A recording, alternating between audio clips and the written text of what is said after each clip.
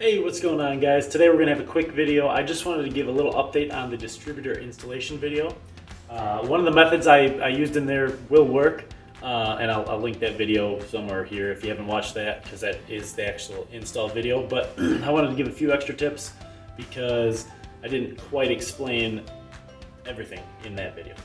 So let's get over to the engine and we will get started.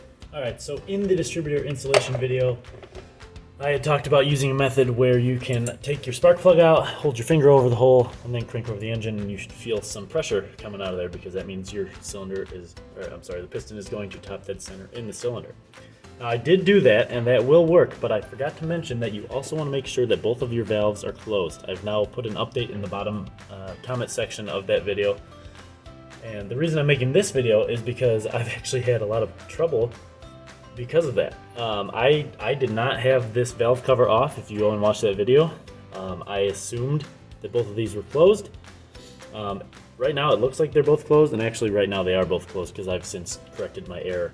But in that video, I think we were looking at this, the distributor little guy. I should really learn the name to this thing, but I believe it was facing this way in that video, and that's where I had marked my distributor cap. You can maybe see here it says 1, and that index is on there so it won't move.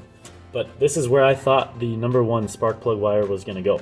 However, I'll turn it over here in just a second because I got to do it by hand, and I want you guys to watch something. Right now, it's in the correct spot. This is in fact top dead center right now. I'm not going to show you down in the hole, but I do have the spark plug out.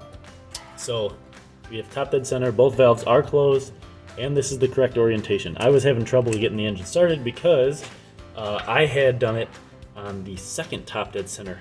So every rotation, because of the 4 cycles, we'll go from top dead center to bottom dead center for a half a rotation of the crankshaft down there. And then for another half a rotation, we'll go back to top dead center. But it takes 2 rotations to get through all 4 cycles. Remember, we have intake, compression, power, exhaust. So I was timing it. I had timed it this way, which is 180 degrees backwards. I had timed it to send the spark on the exhaust stroke, which obviously is not going to give me any power because the piston's trying to push out the burnt fuel and air mixture out the exhaust and out of the car. So obviously it's not going to spark there. And if it did, that's when I had the problems where, actually I don't know if I told you guys, but I was having a lot of backfiring in my garage here, and it was really loud, so I've been wearing earmuffs while I'm working on this stuff. But the reason that was happening is because I had set it to spark on the exhaust stroke.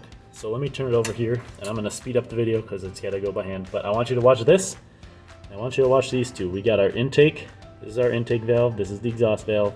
And now they're both closed. As I rotate through, the first thing you're going to see is this one open. Then immediately after that one closes, we'll see this one open. But I will stop it after 1 revolution, and we should see. So I'll go from top dead center now. This is right now we're in the top dead center of the compression stroke. So I'll turn it half a rotation.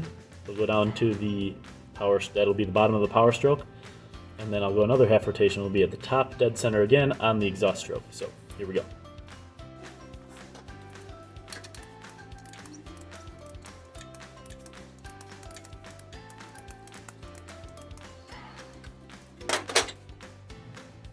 Alright, so now we're at top dead center of the exhaust stroke. Go ahead and rewind the video a couple times if you want.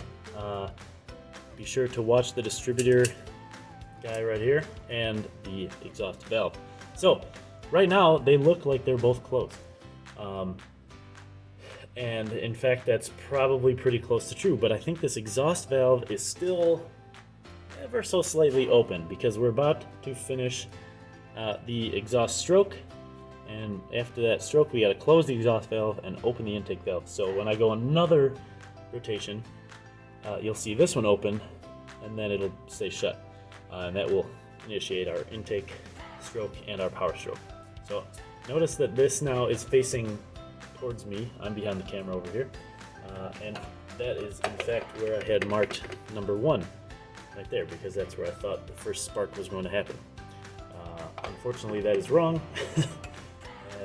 And all of this stems from the fact that I didn't have the valve cover off when I was installing the distributor the first time. So it is at top dead center right now, but it's in top dead center of the exhaust stroke. So definitely something to check on that.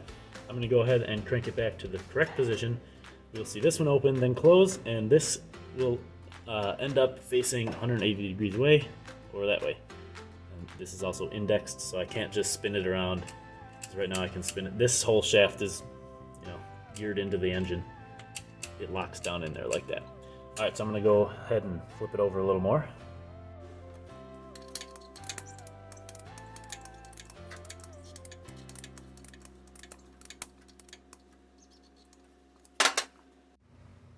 All right, and there you have it. So hopefully you were watching the intake valve here, that open and closed. Go ahead and rewind if you want.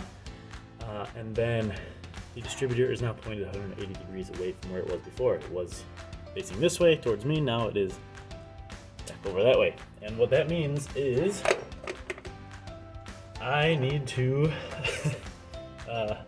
rewire all of these, which isn't terrible because I can just pull off the plugs and re-stick them back on. But anyway, that is something that you're definitely going to want to watch out for when you are setting your timing.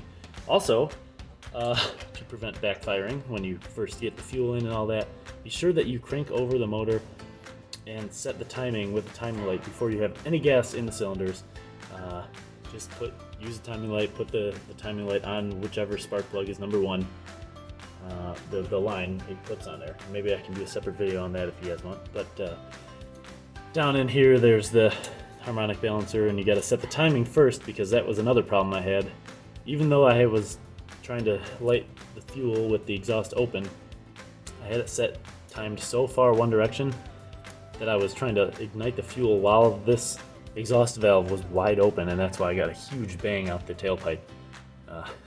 Couldn't hear out of my left ear for about half an hour, so that was pretty scary. But yeah, definitely set this first. Be sure, absolutely sure, that you're at top dead center and both valves are closed, even if they look like they're similarly closed, because as you saw previously, it kind of looked like this, but the exhaust valve was just open. So crank it through a few times. Make sure that you are at the top dead center of the power stroke, of the compression stroke about to go into the power stroke, and then you can go. Well, that's it for this one, guys. Thanks for stopping by. There'll be more videos on the way. I'm actually gonna try this out and rewire all the spark plugs right now and start the engine. It's been probably 6 years since it's ran, so fingers crossed. Anyways, if you don't hear from me, there's a giant explosion probably happened. No, that won't happen. Good luck out there, and leave any questions in the comments. If you got questions about other things, also leave them in the comments. Give me more ideas to help you guys fix stuff quick and efficiently and safely. Yeah, thanks for stopping by. Feel free to subscribe, like the video. Talk to you later.